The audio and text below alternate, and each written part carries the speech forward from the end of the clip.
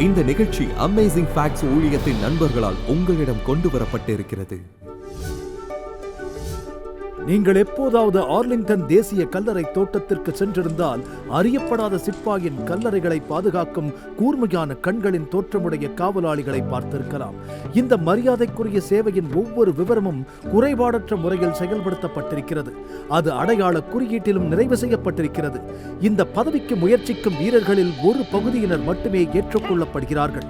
வேட்பாளர்கள் தங்களின் தகுதிகளை கண்டிப்பாக பூர்த்தி செய்ய வேண்டும்.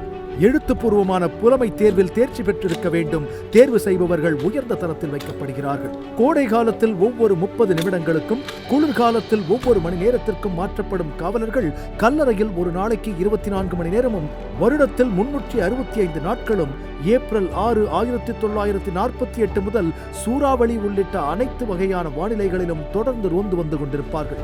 அவர்களை பொறுத்தவரை கல்லறையை பாதுகாப்பது என்பது பணி மட்டுமல்ல, இது ஒரு சேவையாளர் பெறக்கூடிய மிக உயர்ந்த மரியாதை.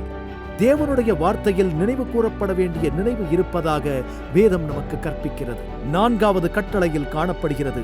ஆண்டவரின் சிருஷ்டிப்பு மற்றும் சுத்திகரிப்பின் வல்லமையை நினைவுபடுத்துகிறது. அவரை சிருஷ்டிப்பாளராகவும் மீட்பராகவும் மகிமைப்படுத்துகிறது. இப்போது சில நிமிடங்கள் எடுத்து தேவனின் வார்த்தையில் காணப்படும் நினைவு கூறுதலை வேதத்திலிருந்து காணலாம். இன்றிரவு நம் விளக்க உரை 1,44,000 பேர் மற்றும் தேவனின் முத்திரையை பற்றிய விஷயங்களை கையாளப் போகிறது. வெளிப்படுத்தல் 7ஆம் அதிகாரத்தில் உள்ள 1,44,000 பேருடன் ஆரம்பிக்கலாம். வசனம் 1, 7ஆம் அதிகாரம் வசனம் 1 ஆரம்பிக்கலாம். இவைகளுக்கு பின்பு பூமியின் 4 திசைகளிலும் 4 தூதர்கள் நின்று, பூமியின் மேலாவது, சமுத்திரத்தின் மேலாவது, ஒரு மரத்தின் மேலாவது காற்று அடியாதபடிக்கு பூமியின் 4 காற்றுகளையும் பிடித்திருக்க கண்டேன். ஏதேனும் ஒன்று நிகழும் வரை தொடர்ந்து அடித்துக் கொண்டேதான் இருக்கும். காற்றுகள் உண்மையில் மோதிக்கொள்ளும். அவைகள் 7 கடைசி வாதைகளின் சுருக்கமாக இருக்கும். ஜீவனுள்ள தேவனுடைய முத்திரை கோலையுடைய வேறொரு தூதன் சூரியன் உதிக்கும் திசையிலிருந்து ஏறி வரக் கண்டேன். அவன் உரத்த குரலில் அழுது, நாம் நமது தேவனுடைய ஊழியக்காரரின் நெற்றிகளில் முத்திரை போட்டு தீருமளவும் பூமியையும் சமுத்திரத்தையும் மரங்களையும் சேதப்படுத்தாதிருங்கள் என்று மகா சத்தமிட்டு கூப்பிட்டான். அது ஒரு வகையான அறிமுகத்துடன் 1,44,000 பேர் மற்றும் தேவனின் முத்திரையை பற்றி பேசும் சில கேள்விகளை இப்போது பார்ப்போம். முதல் கேள்வி, ஆக தேவனின் முத்திரை என்ன? அது எபேசியர் 4:30 கூறுகிறது, அன்றியும் நீங்கள் மீட்கப்படும் நாளுக்கென்று முத்திரையாக பெற்ற தேவனுடைய பரிசுத்த ஆவியை துக்கப்படுத்தாதிருங்கள். பரிசுத்த ஆவியின் முத்திரை உங்களுக்குள் கிரியை செய்ய வேண்டும். ஆனால் வாழ்க்கையில் காணக்கூடியதை விட மிகவும் உறுதியான ஒன்று இருக்கிறது. இந்த வசனத்தில் ஏசாயா 8:16, சாட்சி ஆகமத்தை கட்டி என் சீஷருக்குள்ளே வேதத்தை முத்திரையிடு என்றார். வேதத்தை இருதயத்தில் முத்திரையிட முடியுமா? தேவனுடைய நியாய பிரமாணம் ஒரு முத்திரை. ஆக புதிய உடன்படிக்கை என்ன? நான் என் நியாய பிரமாணத்தை அவர்கள் இருதயத்தில் முத்திரையிடுவேன். ஒருபடி ஆழமாகச் சென்று நியாய பிரமாணம் என்ன என்பதை கண்டறியப் போகிறோம். ஓய்வு நாளை பரிசுத்தமாய் ஆதரிக்க நினைப்பாயாக. 6 நாள் நீ வேலை செய்து உன் கிரியையை எல்லாம் நடப்பிப்பாயாக. 7ஆம் நாளோ உன் தேவனாகிய கர்த்தருடைய ஓய்வு நாள். அதில் நீயானாலும், உன் குமாரனோ உன் குமாரத்தியோ, உன் வேலைக்காரரோ வேலைக்காரியோ, மிருக ஜீவனானாலும், உன் வாசல்களில் இருக்கும் அந்நியனானாலும் யாதொரு வேலையும் செய்ய வேண்டாம். இப்போது கவனமாக கேளுங்கள். 6 நாளைக்குள்ளே இறைவன், ஜெகோவா அவர் பெயர், அவரது சிருஷ்டிப்பு, நம்மை சிருஷ்டித்து வானத்தையும் பூமியையும் சமுத்திரத்தையும் பராமரிக்கிறவர். இதில் தேவனுடைய நாமம், தேவனின் தலைப்பு, தேவனின் பிரதேசம் இருக்கின்றது. தேவனின் நியாய பிரமாணத்தின் நடுவில் இந்த முத்திரை இருக்கிறது. இப்போது நாம் பேசப்போகும் ஓய்வு நாள் கட்டளை கடைசி நாட்களில் ஏன் இது ஒரு முக்கியமான பிரச்சனை? ஏனென்றால் நாம் ஆண்டவரோடு ஓய்ந்திருப்பது குறித்து பேசுகிறது. அவரோடு கொண்டிருக்கும் உறவின் ஐக்கியத்தை பற்றி பேசுகிறது. பிதாவின் நாமத்தை பற்றி பேசுகிறது. கட்டளையில் பிதாவின் நாமம் இருக்கிறதா? யெகோவா கர்த்தர் 6 நாளைக்குள்ளே வானத்தையும் பூமியையும் சமுத்திரத்தையும் உண்டாக்கி 7ஆம் நாளிலே ஓய்ந்திருந்தார். ஆகவே கர்த்தர் ஓய்வு நாளை ஆசீர்வதித்து அதை பரிசுத்தமாக்கினார். ஓய்வு நாளை பரிசுத்தமாக்கினார். ஆண்டவர் உலகத்தை படைத்தபோது நம் உறவை வளர்ப்பதற்காக ஒரு தரமான நேரத்தை ஆயத்தப்படுத்தி பரிசுத்தமாக்கினார். நீங்கள் ஆண்டவரை நேசித்தால், நீங்கள் அறிந்திருந்தால், நீங்கள் அவரை அன்பு செலுத்தினால், அவரை நேசித்தால் அவருக்கு கீழ்ப்படிவீர்கள். பிசாசு தரமான நேரத்தையும் அன்பின் ஐக்கியத்தையும் அழிக்க முயற்சிக்கிறவன். குறிப்பாக ஓய்வு நாளை தாக்குகிறவனாக இருக்கிறான். தேவன் ஓய்வு நாளை இஸ்ரவேலர்களுக்காக மட்டும் உண்டாக்கினாரா? அதை பற்றி சிந்திக்கலாம். மீண்டும் எவ்வளவு தூரம் ஓய்வு நாள் போய்கொண்டிருக்கும்? இயேசு சொன்னார், மார்க் 2:27. பின்பு அவர்களை நோக்கி, மனுஷன் ஓய்வு நாளுக்காக உண்டாக்கப்படவில்லை. யூதர்களை நீங்கள் பல வழிகளில் உச்சரிக்க முடியும். அதில் ஒரு வழி மானுஷாயின். இதைத்தான் அது உச்சரிக்கிறதா? யூதர்கள் என்று சொல்கிறதா? அந்த வார்த்தை மானிடங்களை பற்றி பேசுகிறது. எல்லோரையும் மனிதநேயம் ஓய்வு நாள் மனுஷர்களுக்காகவும் உண்டாக்கப்பட்டது. நம்மில் எத்தனை பேர் ஆதாம் ஏவாளுக்கு தொடர்புள்ளவர்கள்? ஓய்வு நாள் மனிதனுக்காக உண்டாக்கப்பட்டது. அது எப்போது? ஆரம்பத்திற்கு திரும்பிச் செல்லுங்கள்.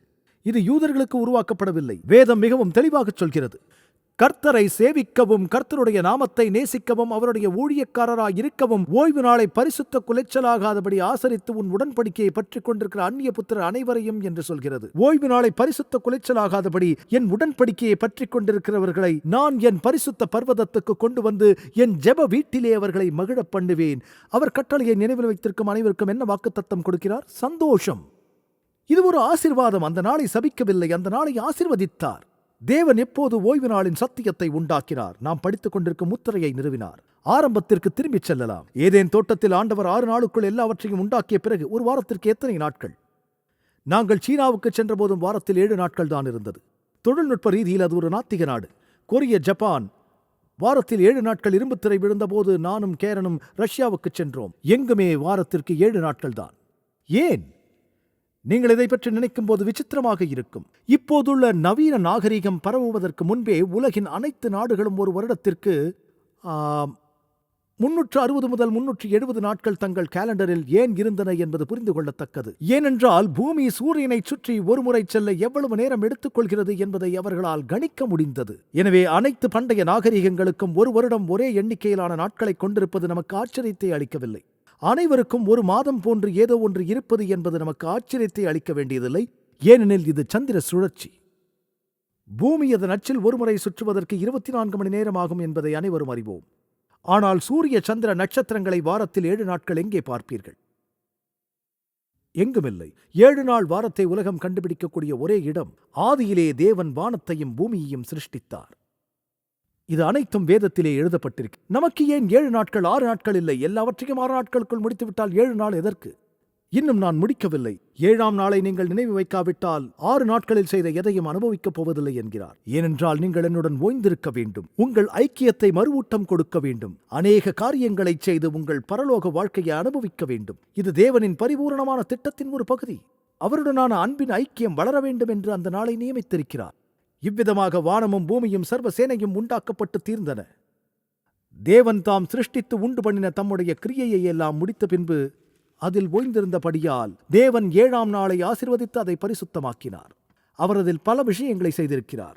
வாரத்தில் எந்த நாள் ஓய்வு நாள்? இங்குதான் சிலர் ஆச்சரியப்படுகிறார்கள். அது முதல் நாளா 3ஆம் நாளா? படைப்பில் மீண்டும் கவனிக்க வேண்டும். ஆதியாகமம் 2 அந்த வசனத்தை இங்கே மீண்டும் சொல்கிறேன். ஒன்றை வலியுறுத்தவும் விரும்புகிறேன். தேவன் தாம் செய்த தம்முடைய கிரியையை 7ஆம் நாளிலே நிறைவேற்றி தாம் உண்டாக்கின தம்முடைய கிரியைகளை எல்லாம் முடித்த பின்பு 7ஆம் நாளிலே ஓய்ந்திருந்தார். தேவன் 7ஆம் நாளை ஆசீர்வதித்து அதை பரிசுத்தமாக்கினார். வேதத்தில் தேவன் முதன்முறையாக இது போன்ற ஒன்றை 3 முறை கூறுகிறார். அதன் எண் என்ன?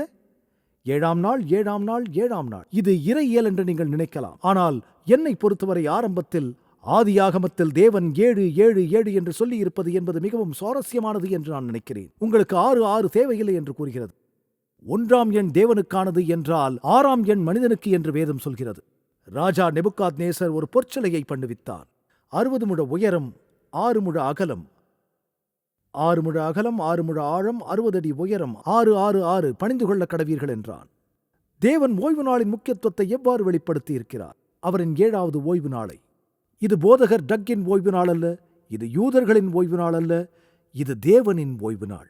அவர் சொன்னதை கவனியுங்கள். ஓய்வு நாளை பரிசுத்தமாய் ஆசரிக்க நினைப்பாயாக.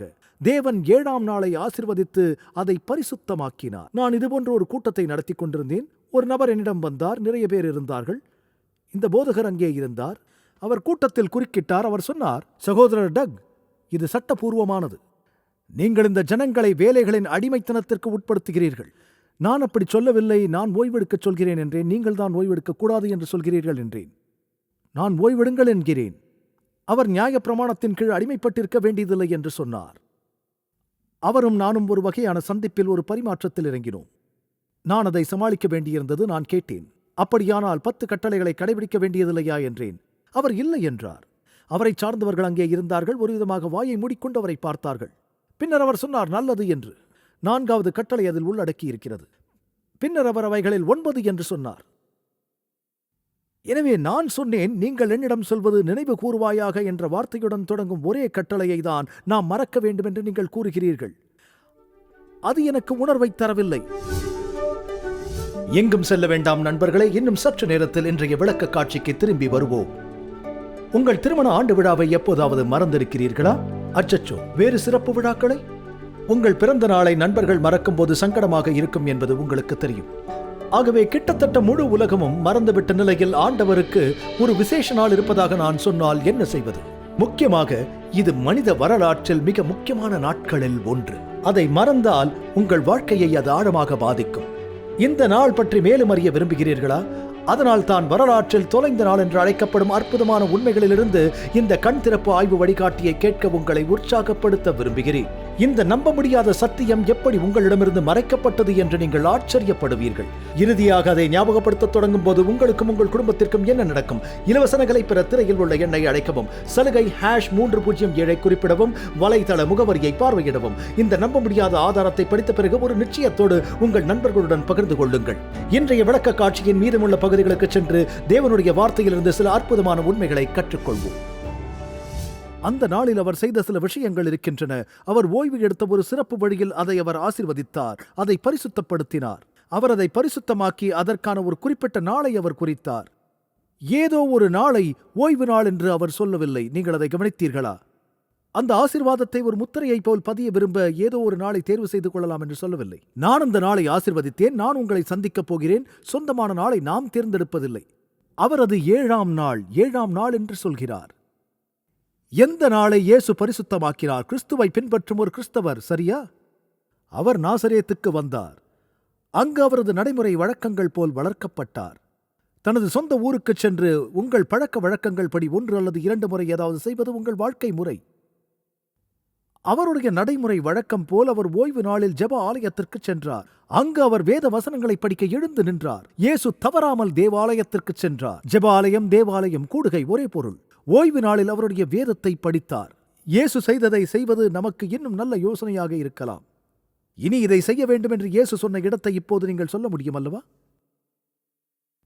அப்போஸ்தலர்கள் குறித்து என்ன? உதாரணமாக பவுலை எடுத்துக்கொள்வோம். அவர் கிட்டத்தட்ட பாதி புதிய ஏற்பாட்டை எழுதியிருக்கிறார். ஓய்வு நாளை பற்றி பவுலின் வழக்கம் என்ன? பவுல் அவருடைய வழக்கம் போல் அவர்களிடம் சென்றார். 3 ஓய்வு நாளில் அவர் வேத வசனத்திலிருந்து அவர்களுடன் வசனங்களை நியாயப்படுத்தினார். பவுலுக்கு ஒரு வழக்கம் இருந்தது. அவர் உள்ளே சென்றார். யூதர்களுடன் பேசும்போது மட்டுமல்ல, அவர் இதையே கிரேக்கர்களிடமும் செய்தார். அப்போஸ்தலர் 18:4 ஓய்வு நாள் தோறும் அவர் ஜெப ஆலயத்திலேயே சம்பாஷணை பண்ணி யூதருக்கும் கிரேக்கருக்கும் புத்தி சொன்னார். யூதர் புறஜாதியர் என்ற அர்த்தம். இது அவர் எல்லோருக்கும் செய்த ஒன்று. இயேசுவோடு கிறிஸ்துவின் காலப்பகுதியிலும் அப்போஸ்தலர்களிடமும் நீங்கள் பார்க்கும் ஒரு உதாரணம் இது. இயேசுவோடு அப்போஸ்தலர்களோடு நாம் செய்த பாவங்களுக்காக அவர் மரித்த பின்பும் ஓய்வு நாளை கடைபிடிக்க வேண்டும் என்பது இயேசுவின் நோக்கமா? வரலாற்றில் கடைசி நாட்களில் மத்தேயு 24 உள்ள தீர்க்க தரிசனத்தில் இயேசு உலக முடிவை பற்றி பேசுகிறதை பார்க்க முடியும். அவர் கஷ்ட காலத்தை குறித்து பேசுகிறார். மேலும் அவர், நீங்கள் ஓடிப்போவது மாறி காலத்திலாவது ஓய்வு நாளிலாவது சம்பவியாதபடிக்கு வேண்டிக் கொள்ளுங்கள். ஏன் அவருடைய ஜனங்கள் ஓய்வு நாளை கடைபிடிக்க வேண்டும்? அவர் ஏன் அப்படி சொல்ல வேண்டும்? ஒருவேளை அதை கடைபிடிப்பார்கள் என்று அவர் அறிந்திருக்கலாம். நீங்கள் வெளிப்படுத்தல் 14 பார்த்தால், வெளிப்படுத்துதல் 14 144,000 பேர் இருப்பதை நினைவில் கொள்ளுங்கள். 7வது வசனத்தை பார்த்தால், வேறொரு தூதன் வானத்தையும் பூமியையும் சமுத்திரத்தையும் நீரூற்றுக்களையும் உண்டாக்கினவரையே தொழுது கொள்ளுங்கள் என்று கூறினான். ஓய்வு நாளை பற்றிய 4வது கட்டளையிலிருந்து அது பிரித்தெடுக்கப்பட்டிருக்கிறது என்று உங்களுக்கு தெரிகிறதா? 6 நாட்களில் ஆண்டவர் வானத்தையும் பூமியையும் சமுத்திரத்தையும் உண்டாக்கினார். அவரை பணிந்து கொள்ளுங்கள் என்று தேவதூதன் கூறுகிறான். ஓய்வு நாளில் நாம் ஒரு விசேஷ வழியில் என்ன செய்கிறோம்? கூட்டு ஆராதனையில் பங்கு கொள்வது விசேஷித்த நேரம். அப்படியே நான் சந்தித்த ஜனங்கள் சொன்னார்கள், போதகர் டக், நீங்கள் சொல்வது முற்றிலும் சரி, நான் ஓய்வு நாளை கடைபிடிக்கிறேன், அந்த நாளில் எதையும் செய்வதில்லை என்று சொன்னார்கள். நீங்கள் ஆச்சரியப்படுவீர்கள். பல போதகர்கள் என்னிடம் வந்திருக்கிறார்கள். இதே ஆர்லாண்டோவில். அடுத்த வாரம் அவர்கள் NRB மாநாடு, தேசிய மத ஒளிபரப்பாளர்கள் மாநாடு, பிற தேவாலயங்கள் மற்றும் போதகர்களிடமிருந்து நிறைய நண்பர்கள், என்னை பற்றி அவர்களுக்கு தெரியும், டிவி நிகழ்ச்சியை பார்க்கிறார்கள், நான் எங்கு நிற்கிறேன் என்று தெரியும், என்னிடம் வருவார்கள். யாரையும் நான் காட்டிக் கொடுக்கப் போவதில்லை. சகோதரர் டக், நீங்கள் சொல்வது சரி, ஓய்வு நாளில் எதையும் நான் செய்வதில்லை என்பார்கள். சரி, நீங்கள் ஆராதனைக்கு கூடி வருவீர்களா என்று கேட்டேன். ஞாயிற்றுக்கிழமை நண்பர்கள் விரும்ப மாட்டார்கள், நான் அதை செய்தேனா என்று புரியவில்லை. ஆனால் லேவியர் ஆகமம் 23 சொல்லப்பட்ட 7ஆம் நாள் பரிசுத்த சபை கூடுதலான ஓய்வு நாள் என்பது உங்களுக்கு தெரியும். சபை கூடுகை என்றால் என்ன என்று உங்களுக்கு தெரியுமா? சபை ஒன்று சேருதல், தேவஜனங்கள் ஒன்று சேர்ந்து தேவனை ஆராதிக்கக்கூடும் கூடுகை, தேவனுடனான தரமான நேரத்தை செலவிடக்கூடிய நேரம். தேவனின் கடைசி நேரத்தில் ஜனங்களும் 7ஆம் நாள் ஓய்வு நாளில் பரிசுத்தமாக கடைபிடித்தார்களா என்று வேதம் கற்பிக்கிறதா? அதில் வலுசற்பமானது ஸ்திரீயின் மேல் கோபம் கொண்டு, இது வெளிப்படுத்துதல் அதிகாரம் 2:17 இருக்கிறது, அவளுடைய சந்ததியான மற்றொருடனே யுத்தம் பண்ண போயிற்று. மேலும் இங்கே 2 சிறப்பியல்புகள், தேவனுடைய கற்பனைகளை கைக்கொள்கிறவர்களும் இயேசு கிறிஸ்துவை குறித்து சாட்சியை உடையவர்களும். வெளிப்படுத்துதல் 14:12 இதுபோன்ற வசனத்தை நீங்கள் படிக்கலாம். இங்கே தேவனுடைய கற்பனைகளையும் இயேசுவின் மேலுள்ள விசுவாசத்தையும் காத்துக்கொள்கிறவர்களாகிய பரிசுத்தவான்களுடைய பொறுமை இதிலே விளங்கும் என்று கூறினான். நீங்கள் அதை வெளிப்படுத்தல் மூலம் பார்க்க முடியும். இப்போது எல்லோரும் சில கட்டளைகளை சில நேரம் கடைபிடிக்கிறார்கள். தூங்கும்போது கூட கட்டளைகளை கடைபிடிக்கிறார்கள். சிறைக்கு சென்று பாருங்கள், அங்கும் நிறைய கட்டளைகளை கடைபிடிக்கும் மக்களை நீங்கள் காணலாம். தேவன் விசுவாசிக்கிற அனைவரையும் தேடுகிறார். தேவனின் கிருபையால் கேட்பவர்களாக மட்டுமல்லாமல் செய்பவர்களாகவும் இருக்க சிரத்தை செய்ய போகிறார்கள். உங்களுக்கு தெரியும், ஒருவன் நியாயப்பிரமாணம் முழுவதையும் கைகொண்டிருந்தும் ஒன்றிலே தவறினால் எல்லாவற்றிலும் குற்றவாளியாயிருப்பான். எனவே நீங்கள் நீதிபதியிடம் சென்று, நான் அந்த நபரை கொன்றேன், ஆனால் மற்ற கட்டளைகளை கடைபிடிக்கிறேன் என்றால் அந்த பாதுகாப்பு நன்றாக வேலை செய்யுமா? தேவனின் கிருபையால் நீங்கள் உங்களால் முடிந்ததை செய்ய எல்லா கட்டளைகளையும் கடைபிடிக்க வேண்டும். மீண்டும் அவை 10 பரிந்துரைகள் அல்ல. 22:14 ஜீவ விருட்சத்தின் மேல் அதிகாரமுள்ளவர்களாவதற்கும் வாசல்கள் வழியாய் நகரத்திற்குள் பிரவேசிப்பதற்கும் அவருடைய கற்பனைகளின்படி செய்கிறவர்கள் பாக்கியவான்கள். ரட்சிக்கப்பட்டவர்கள் ஓய்வு நாளை பரலோகத்தில் கடைபிடிப்பார்களா? கடைபிடிப்பார்கள் என்று நினைக்கிறேன். நீங்கள் இங்கே படிக்கலாம். ஏசாயா 66, 22, 23 வசனங்களில் கூறுகிறது, ஏனென்றால் நான் படைக்கப் போகிற புதிய வானமும் புதிய பூமியும் எனக்கு முன்பாக நிற்பது போல உங்கள் சந்ததியும் உங்கள் நாமமும் நிற்கும் என்று கர்த்தர் சொல்லுகிறார். அப்பொழுது மாதந்தோறும் ஓய்வு நாள் தோறும் மாம்சமான யாவரும் எனக்கு முன்பாக தொழுது கொள்வார்கள் என்று கர்த்தர் சொல்லுகிறார். எல்லா மாம்சமான யூதர்களா? மாம்சம் என்றால் எல்லோரையும் குறிக்கிறதா? படைக்கப் போகும் புதிய வானத்தையும் பூமியையும் குறித்து பேசுகிறார் எதிர்காலத்தில். ஆகவே ஆதாம் நாட்களில் இருந்தது போல் அவர்களை மீண்டும் ஏதேன் தோட்டத்தில் வைத்தால் அது சரியா? மோசே இஸ்ரவேலர்கள் அதை கடைபிடித்தார்கள் என்று நாம் அறிந்தால், தேவ ஜனங்கள் பழைய ஏற்பாட்டில் அதை கடைபிடித்தார்கள். இயேசு அதை கடைபிடித்தார், அப்போஸ்தலர்கள் கடைபிடித்தார்கள். நாம் பரலோகத்தில் கடைபிடிக்கப் போகிறோம். இப்போது ஏன் அதை நாம் கடைபிடிக்க கூடாது? இப்போது நமக்கு ஓய்வு தேவையா? தேவனுடனான மகிமையான நேரம் நமக்கு இப்போது தேவையா? உங்களுக்கு தெரியும் நண்பர்களே, இது மிகவும் முக்கியமான விஷயமாகும். சில ஜனங்கள், ஓ போதகர் டக், நீங்கள் ஒரு கட்டளையிலிருந்து ஒரு பெரிய உடன்படிக்கையை செய்கிறீர்கள். இது எப்போதும் என்னை விசித்திரமாக தாக்கிக் கொண்டிருக்கிறது. நான் எப்போதும் இந்த விஷயங்களை நம்புவதில்லை. ஆண்டவரே, நான் பரலோகத்தில் இருக்க விரும்புகிறேன், உம்முடைய வார்த்தையை பின்பற்ற விரும்புகிறேன், வேதாகமத்தில் இருக்கிறது, நான் உண்மையாக இருக்க விரும்புகிறேன். என் சகோதர சகோதரிகளுடன் ஆராதிப்பதிலிருந்து இந்த வெவ்வேறு தேவாலயங்களில் நான் நகரத்தின் எந்த ஒரு தேவாலயத்திற்கும் போக முடியும், என்னால் பிரசங்கிக்க முடியும். உங்கள் தகப்பனையும் தாயையும் கனம் பண்ணுவாயாக என்ற பிரசங்கத்தை என்னால் பிரசங்கிக்க முடியும். அவர்கள் ஆமென் ஆமென், வாலிபர்களை பார்ப்பார்கள், ஆமென். நான் கடைபிடித்தால் எனக்கு தெரியும், நான் சென்று களவு செய்யாதிருப்பாயாக என்று பிரசங்கிக்க முடியும். அப்போது எல்லோரும் கொஞ்சம் திணறக்கூடும். மேலும் நான் விபச்சாரம் செய்யாதிருப்பாயாக என்று பிரசங்கிப்பேன். அமைதியாகி விடுவார்கள். நீங்கள் சில ஆமென்களை மட்டும் கேட்பீர்கள். என்னையன்றி உனக்கு வேறே தேவர்கள் உண்டாயிருக்க வேண்டாம், உன் தேவனாகிய கர்த்தருடைய நாமத்தை வீணிலே வணங்காதிருப்பாயாக, இப்படியெல்லாம் பிரசங்கிக்க முடியும். எல்லோரும் ஆமென் என்று சொல்வார்கள். ஆனால் ஓய்வு நாளை நினைப்பாயாக, 7ஆம் நாள் ஓய்வு நாள் என்று சொல்லும் தைரியம் உங்களிடம் இருந்தால், இல்லை இல்லை, நாங்கள் நியாய பிரமாணத்திற்கு கீழ் இல்லை என்று சொல்வார்கள். அவை அனைத்தையும் மறந்து விடுவதை நீங்கள் முன்வைக்காதவரை 10 கட்டளைகளில் எந்த பிரச்சனையும் இல்லை. தேவன் ஏன் இதை நினைவில் வைக்கச் சொன்னார்? அவருக்கு தெரியும். நீங்கள் வேதத்தின் பிரகாரம் நேர்மையான கிறிஸ்தவராக இருக்கப் போகிறீர்கள் என்றால், குறைந்தபட்சம் போதகர் டக், உங்களுக்கு தெரியும், ஓய்வு நாள் எனக்கு ஒரு உண்மையான பிரச்சனையாக இருக்கும் என்று தேவனிடத்தில் கொடுத்து விடுங்கள். அது பொருட்டல்ல என்று சொல்லாதீர்கள். இது ஒரு வெளிப்படுத்தலின் நிகழ்ச்சி, தீர்க்க தரிசன நிகழ்ச்சி. ஏன் பேசுகிறீர்கள் போதகர் டக்? என் கருத்தை பின்பற்றுங்கள், அர்த்தமில்லையா என்று பாருங்கள். தானியேல் 3ஆம் அதிகாரம், ராஜா ஒரு சட்டத்தை உருவாக்குகிறார். எல்லோரும் பொற்சிலையை வணங்க வேண்டும். அல்லது அவர்கள் மரிக்க வேண்டும். ஷாத்ராக், மேஷாக், ஆபத்நேகோ என்பவர்கள் அந்த பொற்சிலையை வணங்க மாட்டோம் என்கிறார்கள். யாதொரு விக்கிரகத்தாகிலும் நீ உண்டாக்க வேண்டாம், பணிந்து கொள்ள வேண்டாம். தானியேல் 6ஆம் அதிகாரம். தரியு ராஜா ஒரு சட்டத்தை உருவாக்குகிறார். நான் 30 நாள் வரையில் உனக்கு ராஜாவாக இருப்பேன். வெறும் 30 நாட்கள். நான் என் பலகணிகள் திறந்திருக்க தேவனுக்கு முன்பாக ஜெபிப்பதை நிறுத்தப் போவதில்லை. ஏனென்றால் ஒரு கட்டளை என்னையன்றி உனக்கு வேறே தேவர்கள் உண்டாயிருக்க வேண்டாம் என்று கூறுகிறது. எனவே சிங்கங்களின் கெபியிலே அவனை போட்டார்கள். தேவன் காப்பாற்றுகிறார். அக்னிச்சூளையிலிருந்து ஷாத்ராக், மேஷாக், ஆபத்நேகோவை காப்பாற்றுகிறார். வெளிப்படுத்தல் 13 அந்த மிருகத்தின் முத்திரையை தரித்துக் கொள்ளாதவன் வாங்கவும் விற்கவும் முடியாது, முடிவில் கொல்லப்படுவான். சட்டம் எவ்வளவு முக்கியமானது என்பதை புரிந்து கொள்ளவில்லை என்றால் தானியேல், ஷாத்ராக், மேஷாக், ஆபத்நேகோ ஆகியோரின் விசுவாசத்தை நாம் எவ்வாறு பெற முடியும்? நாம் மற்ற சமரசங்களைப் போலவே இருக்கப் போகிறோம். விசுவாசி சொல்லுகிற ஜனங்கள் ஆண்டவரே ஆண்டவரே என்று. அவர்கள் உண்மையிலேயே தேவன் சொல்வதை செய்வதில்லை. இது ஒரு விஷயமே இல்லை நண்பர்களே. பிசாசு மிகவும் புத்திசாலி. ஷாத்ராக், மேஷாக், ஆபத்நேகோ நாட்களில் அவன் சொன்னான், நான் ஒரு சட்டத்தை உருவாக்கி 2வது கட்டளையை மீறுகிறார்களா என்று பார்க்கப் போகிறேன் என்று. பின்னர் தானியேல் நாட்களில் தரியுவுடன் நான் முதல் கட்டளையை மீற அவர்களை முயற்சி செய்ய வைக்கப் போகிறேன் என்றான். நாம் நேரத்தின் முடிவில் இருக்கிறோம். 4வது கட்டளையை மீறுவதற்கு அவர்களுக்கு வழிவகை செய்து தரப்போகிறேன். புத்திசாலித்தனமாகச் செய்வேன். தேவாலயத்திற்கு செல்லுங்கள், 7ஆம் நாள் மட்டும் வேண்டாம். அவன் தொடர்ந்து முயற்சி செய்து கொண்டே இருக்கிறான். தானியேல் உடன் இருந்தது போல. நீங்கள் மற்ற தேவர்களை ஆராதிக்க வேண்டியதில்லை, 30 நாட்களுக்கு மட்டும். உங்கள் ஜன்னல்களை மூடிவிட்டு 30 நாட்களுக்கு உங்கள் ஒளி பிரகாசிக்க வேண்டாம்.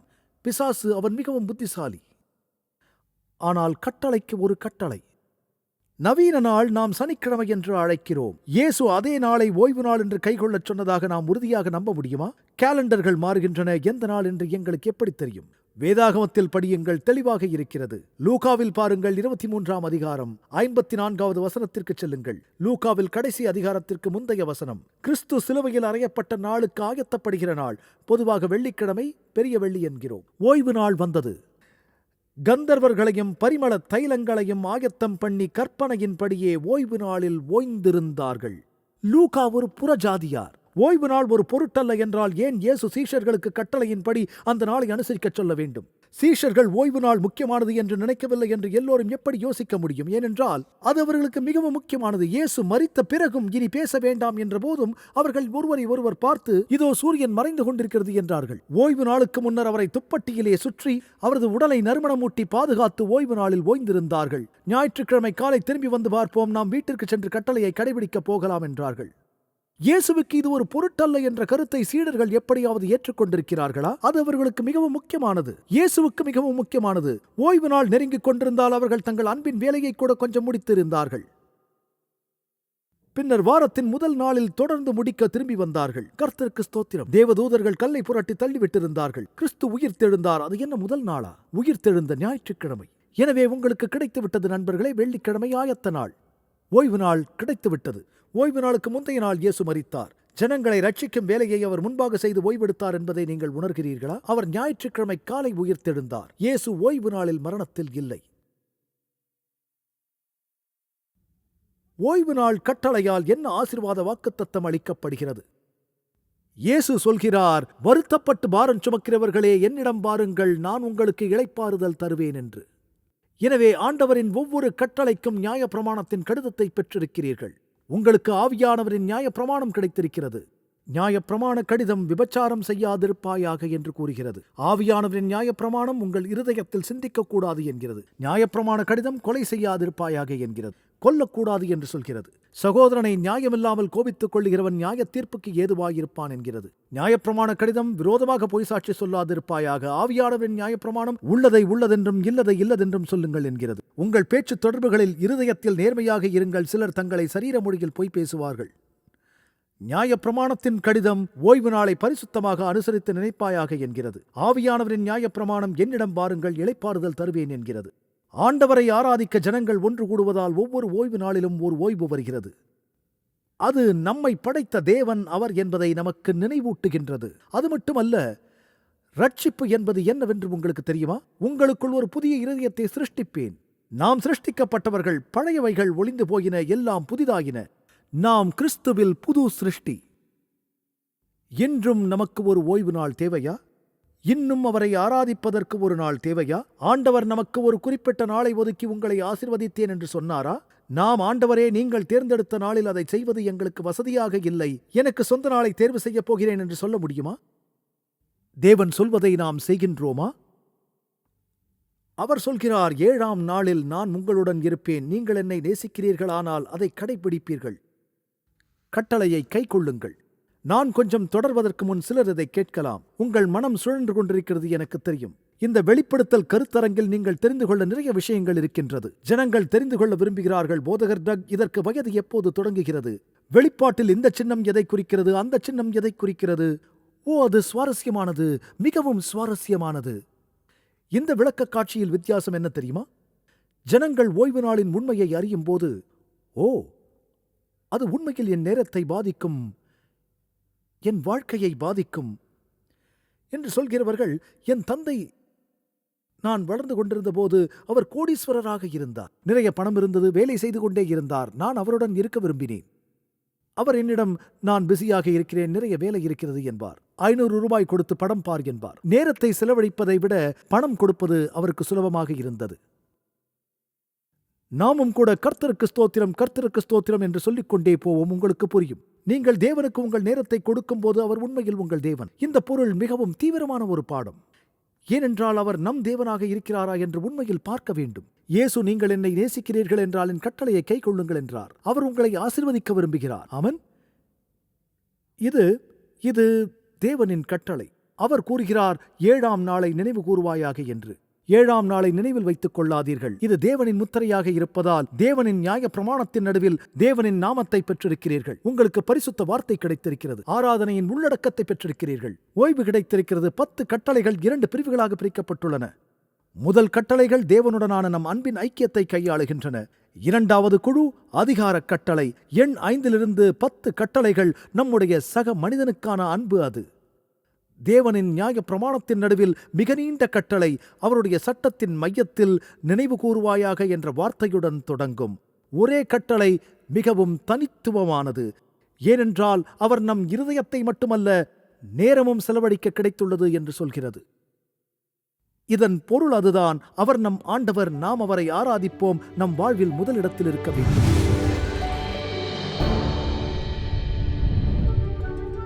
50 வருடங்களுக்கும் மேலாக அமேசிங் ஃபேக்ட் ஊழியங்கள் நற்செய்தியை உலகம் முழுவதும் பகிர்ந்து கொண்டிருக்கிறது. இயேசுவின் சித்தத்தின்படி அனைத்து மக்களுக்கும் நித்திய சுவிசேஷத்தை அறிவித்துக் கொண்டிருக்கிறது. உங்கள் ஜெபத்திற்கும் ஆதரவிற்கும் நன்றி.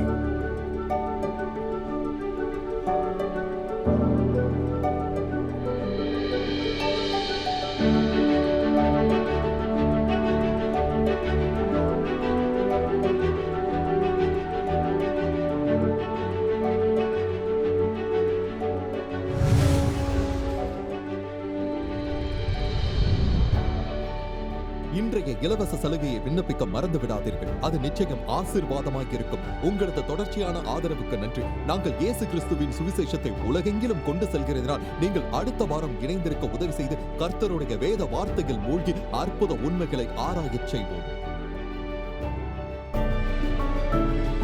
இந்த நிகழ்ச்சி அமேசிங் ஃபேக்ட்ஸ் ஊழியத்தின் நண்பர்களால் உங்களிடம் கொண்டு வரப்பட்டிருக்கிறது.